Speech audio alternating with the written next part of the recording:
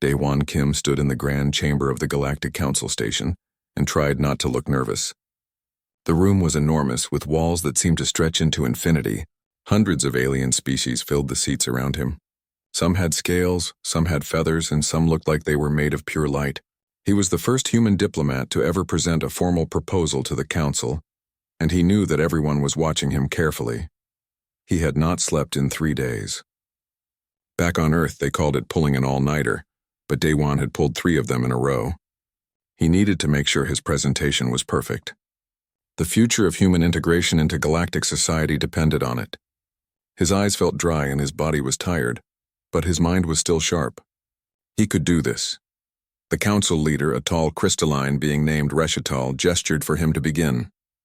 Daewon activated his holographic display and started talking about trade routes and cultural exchange programs. His voice was steady and clear. He had practiced this speech dozens of times, and the words flowed naturally. As he spoke, he noticed something odd. The alien delegates were not looking at his presentation. They were looking at him. Their eyes were wide with what seemed like confusion or perhaps fear. He glanced down at himself, wondering if something was wrong with his suit. Everything looked normal. After his presentation ended, Reshital stood up slowly. The crystalline leader's voice had a strange quality to it, like wind chimes in a storm. "Ambassador Kim, we have a question that is not about your proposal. How long have you been awake?" Daewon blinked in surprise. "Excuse me?" "Your biological state," Reshital continued. "How many rest cycles have passed since your last dormancy period?" "Oh," Daewon said, finally understanding. "About 72 hours, I think. I wanted to make sure everything was ready for today." The chamber exploded into noise. Aliens were standing up, talking rapidly in their various languages. Some were pointing at him. Others were backing away. Daewon stood frozen, completely confused about what he had just said wrong. A Vryn delegate, an insect-like being named Ixlith, pushed forward. Her multifaceted eyes studied Daewon intensely. "This is impossible. You would be dead. Your neural systems would have collapsed. You should be experiencing severe hallucinations at minimum." "I'm just a bit tired," Daewon said honestly. "I could use some coffee, but I feel fine otherwise." Ixlith turned to the other delegates. "I need to verify this claim immediately. This human either has exceptional shielding technology that we cannot detect, or he is telling the truth about his biology. If it is the latter, we have a serious matter to discuss." Over the next hour, Daewon was subjected to various scans and tests. He answered questions about human sleep patterns, about how long humans could stay awake, and about what happened when they did not sleep. The aliens seemed both fascinated and horrified by every answer he gave. "So you are saying," Reshital spoke slowly, "that your species can voluntarily choose to remain conscious for extended periods with only minor consequences?" "Well, yes," Daewon replied. "I mean, it is not healthy to do it all the time. We get tired and our reaction time slows down. But we can function. Some humans have stayed awake for over a week in controlled experiments." An elderly Luminari delegate, who appeared as a floating mass of glowing gas, spoke in a voice like distant thunder. "Every species in this council requires a dormancy period. The Vryn enter a cataleptic state for 6 hours every 20. The Ishtar must crystallize for 10 hours in every cycle. My own people disperse into pure energy for 8 hours daily. We have no choice in this matter. Our consciousness simply ceases." "The human is different," Ixlith said, her voice filled with something that Daewon could not quite identify. Was it wonder or fear? "During these 72 hours you remained conscious the entire time? You did not enter any form of reduced awareness?" "I took a few short naps," Daewon admitted. 20 minutes here and there, just to refresh myself." "And you woke up from these naps on your own?" "Yes, I set an alarm, but I usually wake up a few minutes before it goes off." The chamber fell silent. Daewon watched as the delegates looked at each other with expressions he could not read. Finally, Reshital spoke again. "Ambassador Kim, I must inform you that what you describe is impossible by the standards of every known species. When we enter dormancy, we are completely vulnerable. We cannot wake ourselves. We require external stimulation. And even then, it takes considerable time for our consciousness to fully restore.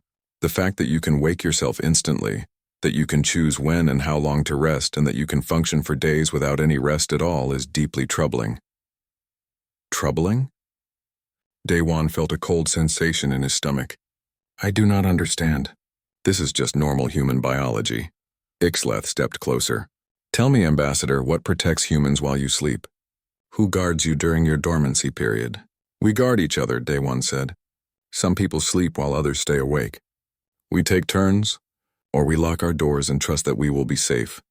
You trust, the Vryn repeated. But you could wake up if danger came. Of course. A loud noise or someone shaking us would wake most humans immediately. Ixleth turned to the council. They are persistence predators. Everything about their biology supports this. They never truly stop. Even in rest, they remain partially aware. They can wake in an instant and be ready to act. What does this mean? Day One asked. Why does it matter how humans sleep? Reshital's crystalline form seemed to darken.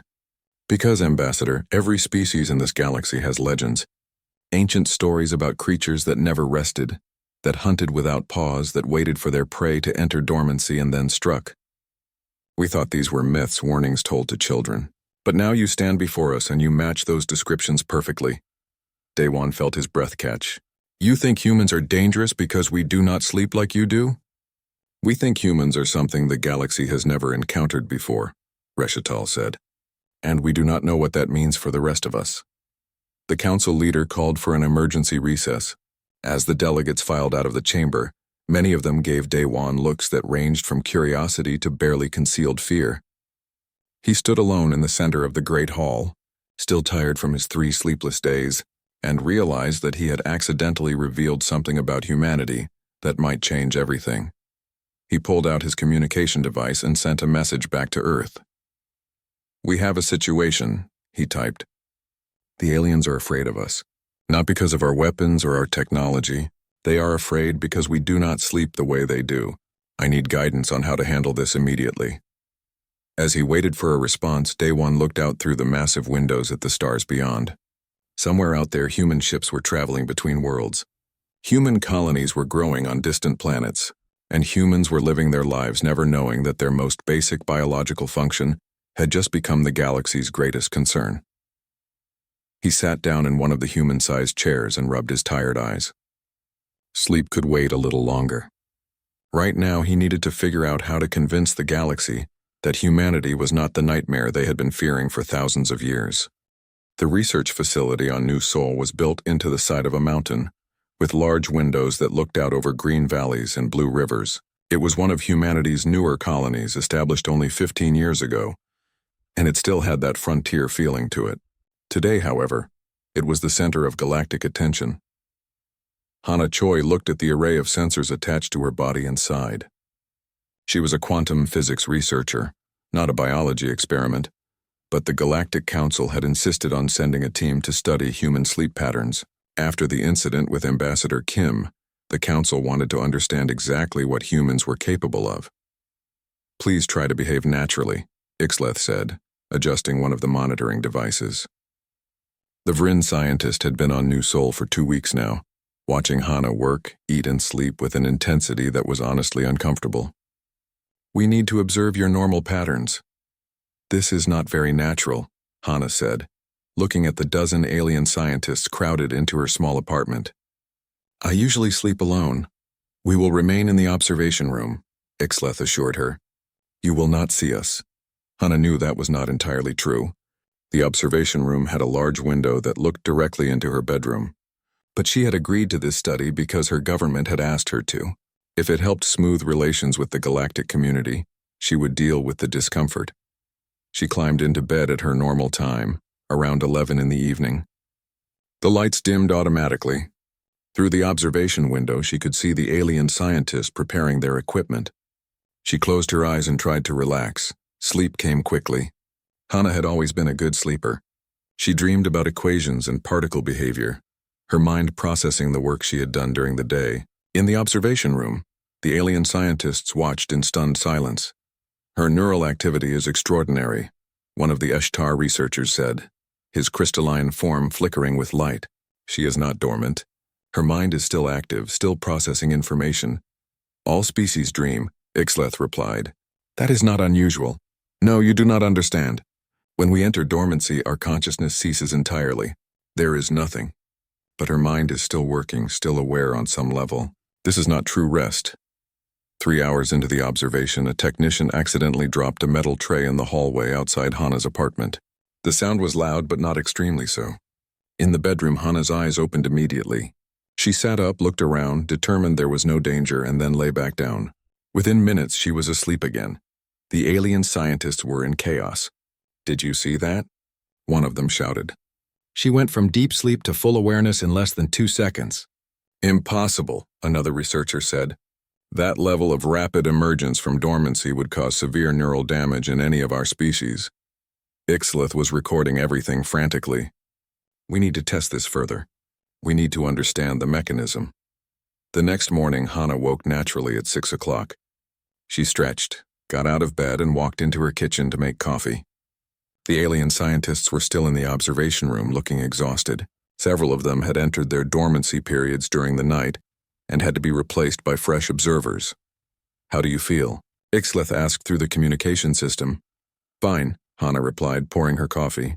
"A bit annoyed about the noise last night, but I got enough sleep." 7 hours, Ixlith said. "You were in a dormant state for only 7 hours, and now you are fully functional?" 7 hours is pretty normal for me, Hana said. "Some people need 8 or 9, others can function on 6. It varies."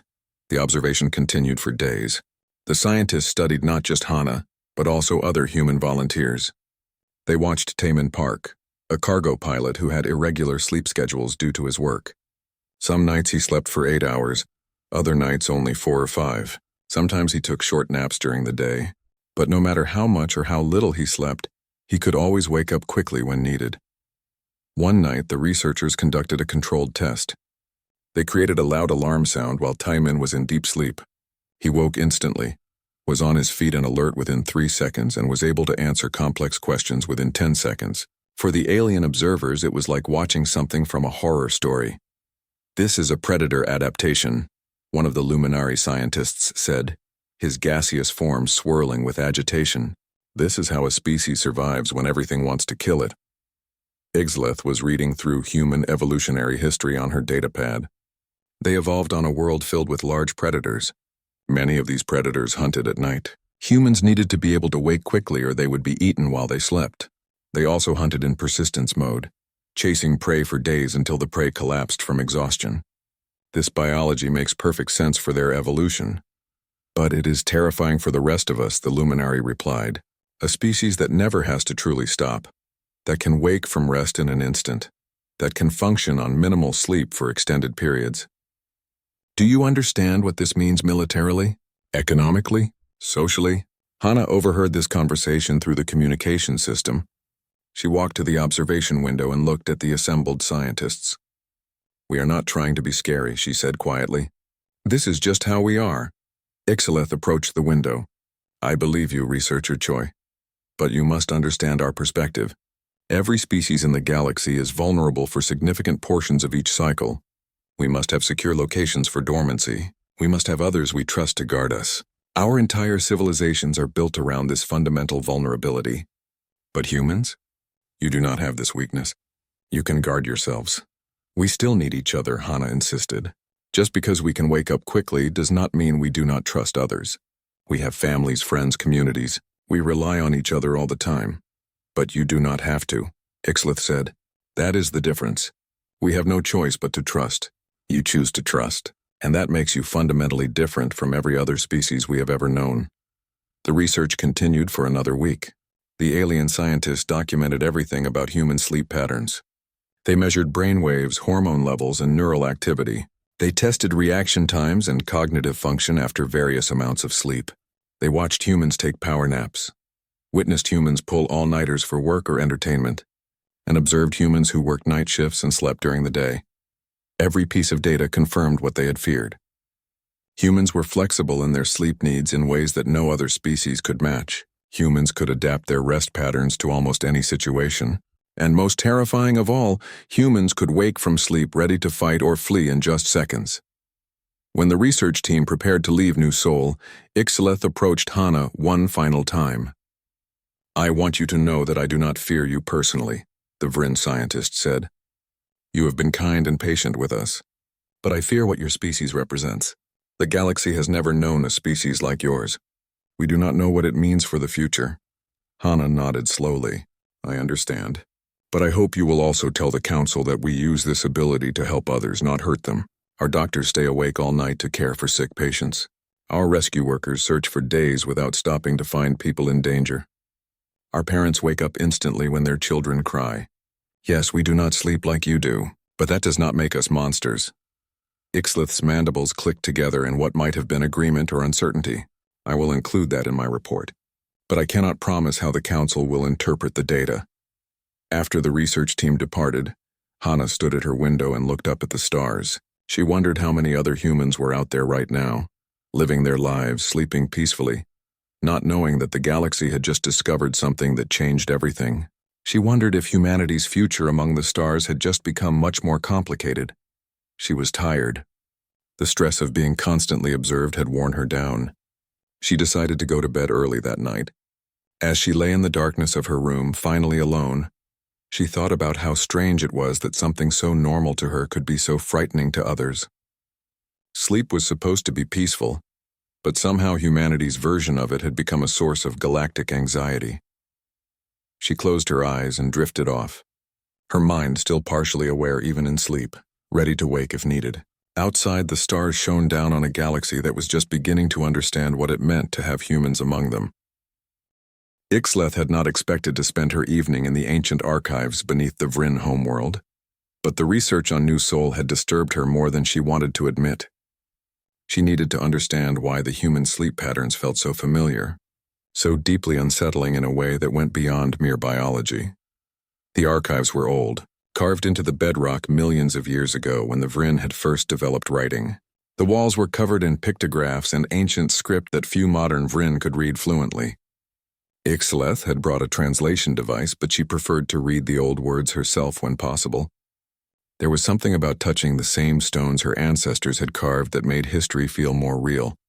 She was looking for references to sleep, to dormancy, to the vulnerable periods that all Vryn experienced. Her species required 6 hours of complete cataleptic state every 20 hours. During this time they were essentially dead to the world, unable to wake or respond to danger. It was the price of consciousness, or so she had always believed. In the deeper sections of the archive she found something unexpected, a series of stone tablets that were marked with warning symbols.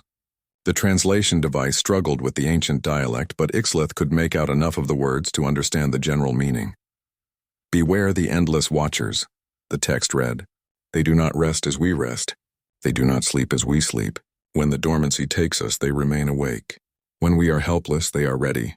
They hunt without pause, pursue without rest, and kill without mercy.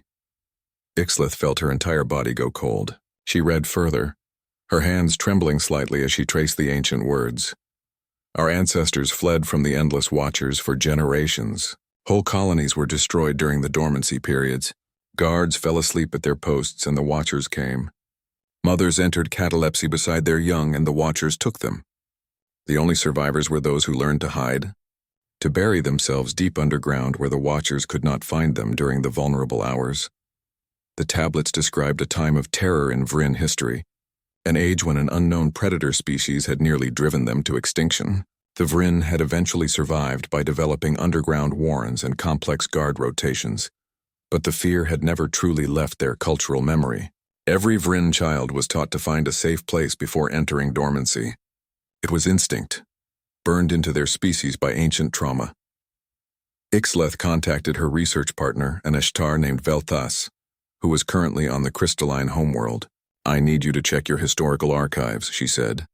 Look for any references to creatures or species that did not require dormancy periods, particularly if they are described as dangerous or as predators. Velthas was skeptical but agreed to investigate. 2 days later, he contacted Ixlith with data that made her hearts race. We have them, he said. We call them the tireless hunters. According to our oldest records, they were beings of flesh who never hardened into crystal form, who remained soft and vulnerable all the time, but somehow also remained conscious all the time. They attacked our ancestors during the crystallization periods when we were immobile and defenseless. How did your people survive? Ixlith asked. We developed the ability to crystallize in groups, forming protective barriers around those in dormancy.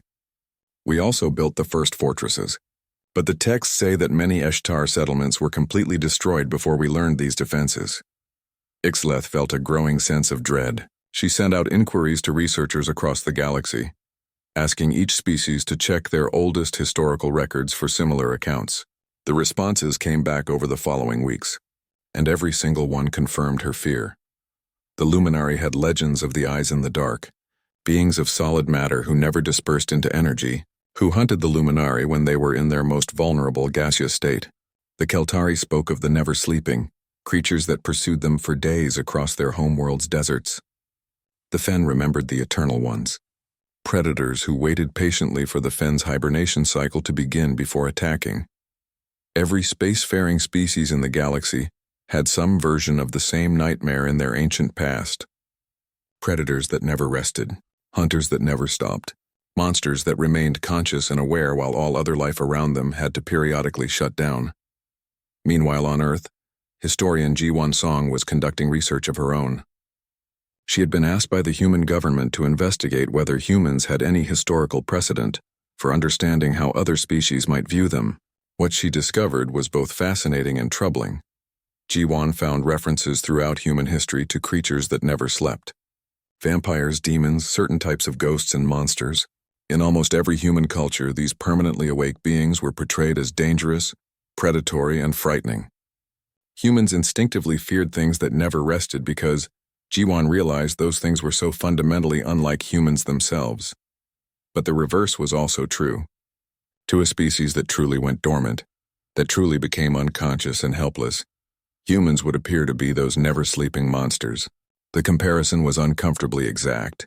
Ji-Won compiled her findings into a report and sent it to Ambassador Daewon Kim at the Galactic Council Station. She included a note. We need to be very careful about how we present human capabilities. We are living up to every ancient nightmare that the galaxy has been telling itself for millions of years. The fact that we are actually friendly and peaceful is almost beside the point when we match the description of their oldest fears so precisely. Ixleth arrived at the Galactic Council Station carrying physical copies of the ancient tablets, carefully reproduced. She had called for an emergency session of the Xenobiology Committee. Representatives from 17 species gathered in the conference chamber, and Ixleth presented her findings. She showed them the texts, the legends, the historical accounts. She explained the patterns she had found across dozens of civilizations. And then she displayed a holographic comparison chart that made everyone in the room go silent. On one side of the chart were the characteristics described in the ancient legends. On the other side were the observed characteristics of humans. The match was nearly perfect. Flesh-based biology, check. Able to remain conscious for extended periods, check. Quick to wake from rest state, check. Capable of sustained pursuit over long periods, check. You are saying, one of the delegates said slowly, that humans are the creatures our ancestors feared? I am saying that humans match the description exactly, Ixleth replied carefully. Whether they are literally the same species or simply a similar type of being, I cannot say. But the parallels are undeniable. A luminary elder, one of the oldest conscious beings in the galaxy, spoke in a voice heavy with concern. If this is true, it explains so much. Why we instinctively distrust the humans, why their very presence makes us uncomfortable. We are reacting to millions of years of evolutionary memory, of survival instinct telling us that beings like them are dangerous.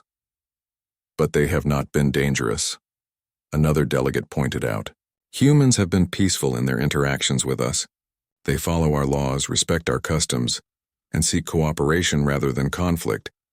So far, the luminary elder said darkly, but can we trust that? Can we trust beings who are so fundamentally different from us, who possess capabilities that our ancestors learned to fear? Ji-Won Song was invited to address the committee via holographic link from Earth.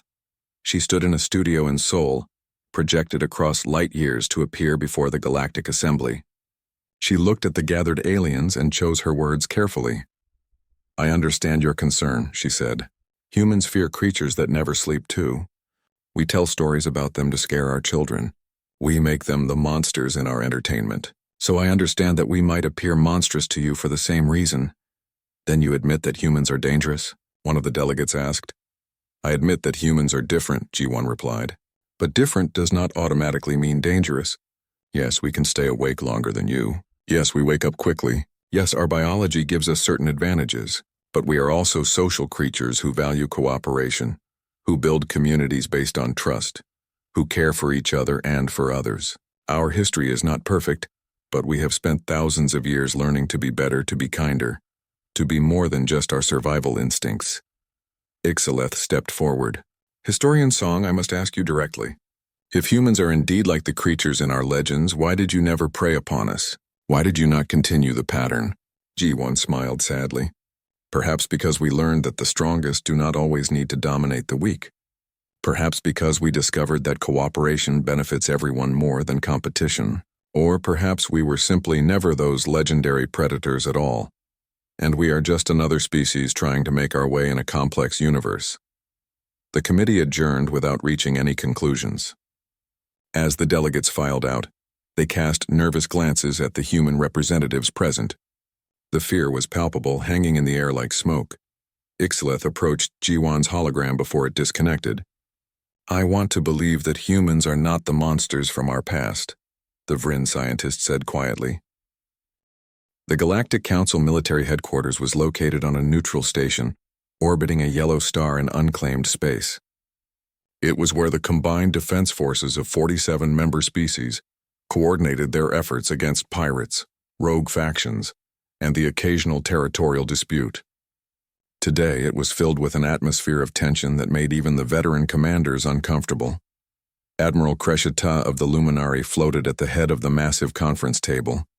His gaseous form contained within a specialized environmental suit that allowed him to maintain coherent shape. He had called this emergency meeting of the military council after receiving reports that made him deeply uneasy. Around the table sat representatives from 24 military forces, each one among the most experienced strategic minds in their respective species. We have a problem, Kreshta began without preamble, and it is not the kind of problem we can solve with better weapons or larger fleets. It is a problem of fundamental capability. He activated a holographic display showing human military vessels. The ships were not particularly impressive by galactic standards. They were well designed but not revolutionary. Their weapons were effective but not overwhelming. Their shields were adequate but not exceptional. These are human defense ships, Kreshta continued. By our standard assessments, they are mid-range vessels. Not weak but not particularly threatening. However, our assessment was based on certain assumptions about operational capacity. Those assumptions were wrong. He pulled up a detailed report and began reading. 3 months ago, a human patrol ship encountered a pirate fleet in the Outer Rim. The engagement lasted 6 weeks. 6 continuous weeks. The human ship maintained combat readiness throughout this entire period. Their crew took rotating rest periods of 4 hours each, cycling through stations so that the ship was always at full operational capacity. The pirates, who required dormancy periods, had to retreat to safe locations for rest. They lost every encounter. A Vryn commander named Pactel leaned forward. 6 weeks? Continuously? How is their crew not dead from exhaustion? That is precisely the issue, Kreshita said. They are not dead. They are not even significantly impaired. The ship's captain reported minor fatigue among the crew, but nothing that affected their combat effectiveness. Compare this to our own forces. A Vryn crew must have secure dormancy facilities for 6 hours every 20. A luminary ship must allow 8 hours for energy dispersion. An Eshtar vessel requires 10 hours for crystallization. In a sustained engagement, any of our ships must regularly withdraw to protected space or risk having a crew that literally cannot remain conscious. The implications settled over the room like a heavy weight. A Keltari admiral, her scaled face showing deep concern, spoke up. You are saying that in any extended conflict, human forces have an insurmountable advantage simply because they do not need to rest as we do? Not just an advantage, Kreshta corrected. A fundamental asymmetry in capability. Consider a siege scenario. Our forces must establish secure rest facilities, maintain guard rotations, and ensure that dormancy periods are protected. Human forces can simply maintain continuous operations. They can keep pressure on a target indefinitely, while we must periodically become vulnerable. He pulled up more data. Look at these projections. In a conventional engagement between equally matched forces, victory usually depends on strategy, technology, and numbers. But introduce the rest factor, and the simulations become one-sided. Human forces can maintain surveillance continuously. They can pursue retreating enemies without pause. They can exploit any period when our forces are in dormancy. The advantages compound exponentially over time. The meeting room erupted in discussion. Commanders were running their own calculations, checking the data and reaching the same uncomfortable conclusions. One of the Ishtar officers, whose crystalline form reflected the holographic light in fractured patterns, raised a fundamental question. Has the Council considered restricting human military presence? If they pose such a strategic threat, should they be allowed to maintain armed forces at all? Kreshta's gaseous form swirled with what might have been frustration. That is not my decision to make, but I will tell you that such restrictions would likely be seen as deeply hostile by humanity. They would argue, correctly, that they have the right to self-defense, and any attempt to enforce such restrictions would require military action against a species that we have just determined has significant tactical advantages over us. He paused to let that sink in. We would be picking a fight with the one species we are least equipped to fight. The door to the conference room opened, and a human officer entered. Captain Sung-Ho Baek of the Human Defense Fleet had been invited to address the council. He was a veteran officer, middle-aged by human standards, with graying hair and calm eyes that had seen combat. He moved to the center of the room and nodded respectfully to the assembled commanders. Thank you for inviting me, Sung-Ho said. I understand you have concerns about human military capabilities. Captain Baek, Kreshta said formally, we have been reviewing reports of human operational capacity. I would like you to confirm or deny certain claims. During the Outer Rim pirate incident, did your ship maintain combat operations for 6 continuous weeks? Yes, Sung-Ho replied simply, though I would not call it combat operations for the full duration. We spent most of that time in pursuit and surveillance, with actual combat encounters maybe 15% of the time, but yes, we maintained full readiness throughout. And your crew rotated through 4-hour sleep periods? That is correct. We have bunks near each station. When someone needs rest, they sleep for 4 hours while another crew member takes their position. It is standard procedure for extended operations. A Vrin commander spoke up, her voice sharp with disbelief. 4 hours? You functioned on 4 hours of sleep for 6 weeks? Some of us got more, Sung-Ho said. We try to allow 8 hours when possible, but 4 is adequate for maintaining operations. We were all pretty tired by the end, I will admit, but we got the job done. Kreshta pulled up another report. Captain Baek, I have records indicating that human vessels regularly operate for months at a time without returning to port for crew rest. Is this accurate? Yes, though we do rotate crews on and off ships during resupply runs when possible. But yes, a human ship can remain operational for extended periods. Our record is about 4 months continuously, I believe. That was a deep space exploration mission. The alien commanders looked at each other with expressions of growing alarm. Sung-Ho noticed their discomfort and decided to address it directly. I understand this seems unusual to you, he said, but you need to understand that humans do not see this as a weapon or a threat.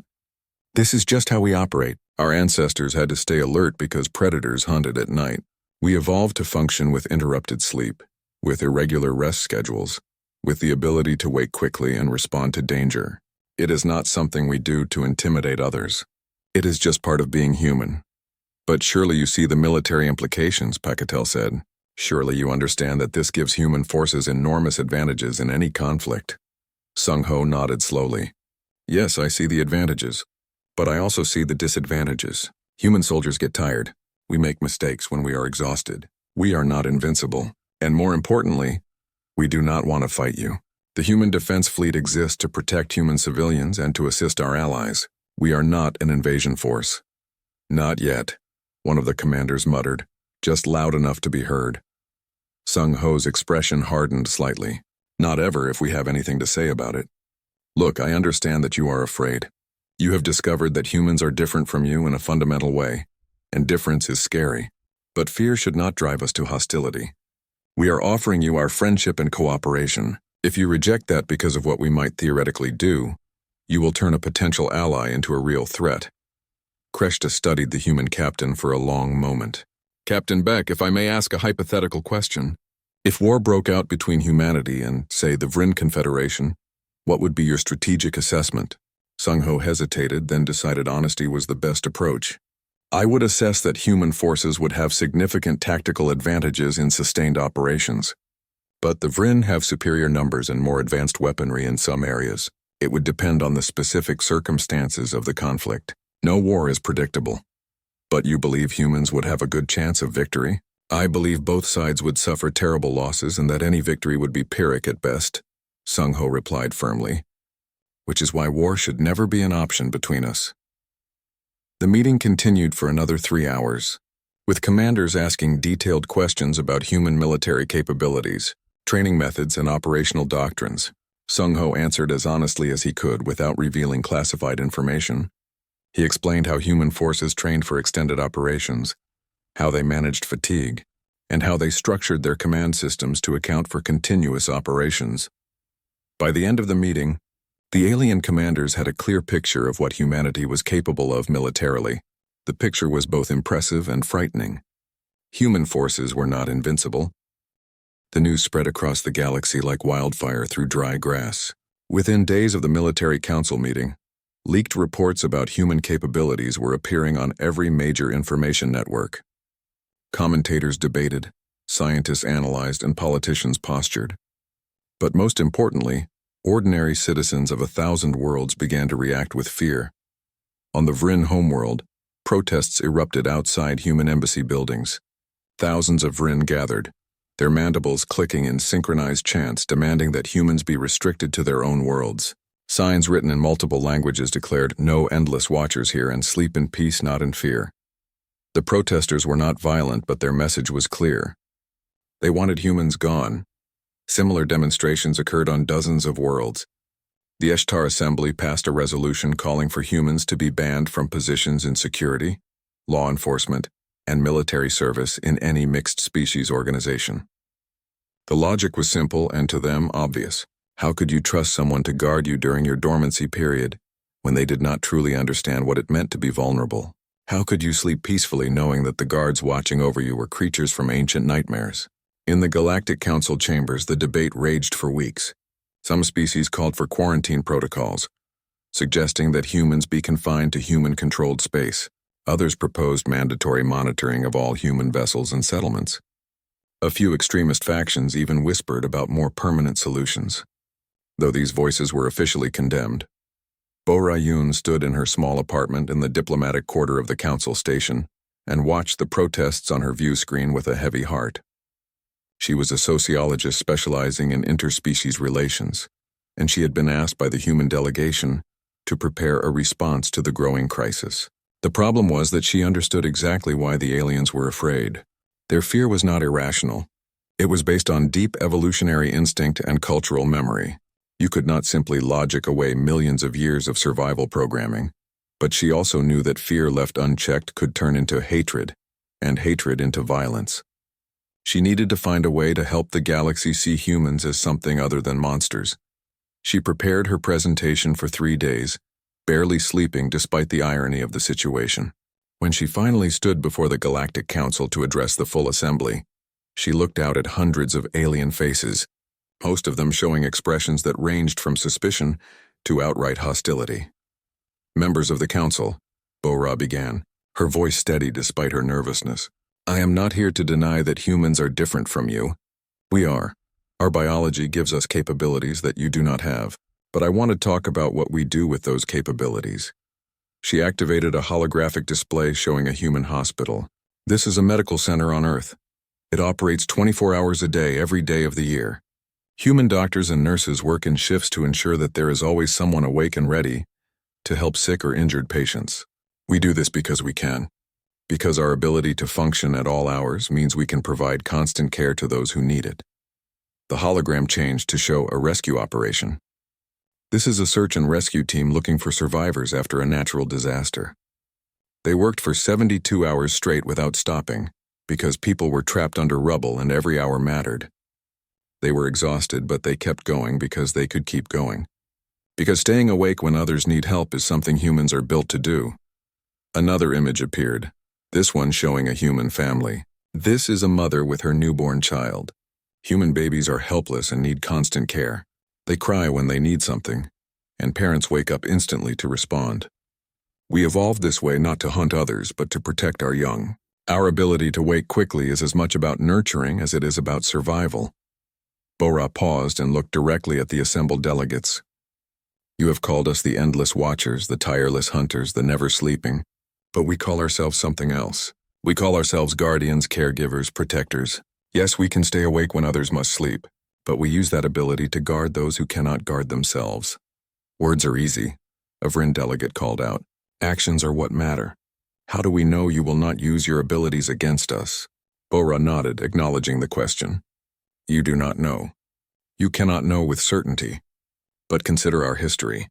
Humans have been in the galactic community for 50 years now. In that time, have we attacked you? Have we exploited your dormancy periods? Have we done anything to justify your fear beyond simply being different? Not yet, someone muttered. Not yet, Bora agreed. And possibly not ever. But if you treat us as enemies based solely on what we might theoretically do, you will create the very threat you fear. If you isolate us, restrict us, and make us into outcasts, you will teach us that the galaxy sees us as monsters, and people who are treated as monsters sometimes become them. The chamber fell silent. Bora pressed on. I understand that trust is difficult. Your instincts tell you to fear us. Your ancient memories warn you about creatures like us. But instinct and memory are not the same as wisdom. Wisdom is choosing to see past fear and giving others a chance to prove themselves. We are asking for that chance. While the politicians debated, something else was happening across the galaxy. A human journalist named Jin Woo Han had published an article that was spreading rapidly through information networks. The article was titled, Who Watches the Watchers? And it presented a different perspective on human capabilities. Jin Woo had interviewed humans working in various fields across multiple worlds. He spoke with a human security officer named Kyung-Soo Ro, who worked at a mixed-species research facility. Kyung-Soo's job was to patrol the facility during the night hours when most of the alien researchers were in their dormancy periods. They trust me to protect them when they cannot protect themselves, Kyung-Soo said in the interview. That is a huge responsibility. I do not take it lightly. Every night I walk these halls knowing that dozens of beings are completely helpless, relying on me to keep them safe. It is an honor, not a burden. Jinwoo also interviewed a human medical worker named Eunji Kwon, who staffed the overnight shift at a hospital serving multiple species. Some of our patients enter dormancy as part of their treatment, Eunji explained. They literally trust us with their lives during that time.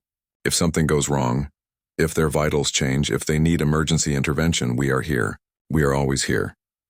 The article showed humans working as firefighters, rescue coordinators, emergency response operators, and various other roles where their unique abilities were used to help others.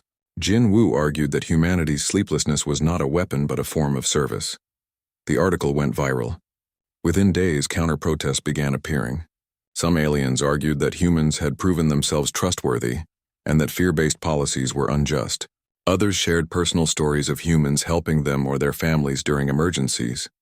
A luminary elder wrote an editorial praising human medical workers who had saved her life during a crisis that occurred during her dormancy period. Public opinion began to shift, slowly but noticeably. The fear did not disappear, but it was joined by other emotions: gratitude, hope, and cautious trust. On a frontier colony world called Haven, something significant happened. The colony was jointly operated by humans and Keltari, a reptilian species that required 12 hours of dormancy every 24. A power failure occurred in the middle of the Keltari sleep cycle, disabling the environmental systems that regulated temperature. The Keltari were trapped in their dormancy, unable to wake even as the temperature began to drop to dangerous levels. A human engineer named Yong Jun Shin was off duty when the failure occurred, trying to sleep after a long shift. The emergency alarms woke him instantly. He assessed the situation, realized the Keltari were in danger, and immediately went to work. For the next 8 hours, he manually operated backup systems, rerouted power, and kept the environmental controls functioning by sheer determination and improvisation. When the Keltari finally woke from their dormancy period, they found Yongjun still working, exhausted but refusing to stop until the main systems were fully restored. He had not slept. He had not rested. He had simply done what needed to be done because he could. The Keltari governor of the colony recorded a message that was sent to the Galactic Council. I owe my life to a human today, she said, her scaled face showing deep emotion. He could have saved himself and left us to freeze. He could have done the minimum to survive. Instead, he worked through the entire night to save us. This is not the behavior of a monster. This is the behavior of a hero. The incident was widely reported across galactic media. It became a turning point in the debate. Suddenly, the conversation was not just about what humans could do, but about what humans had actually done. Back on the council station, Borayun received a message from Ixleth, the Vryn scientist who had conducted the sleep research. "I am presenting new findings to the council," Ixleth wrote. "I have been studying human ethics and social structures. I believe I understand something important about your species. May I discuss it with you?"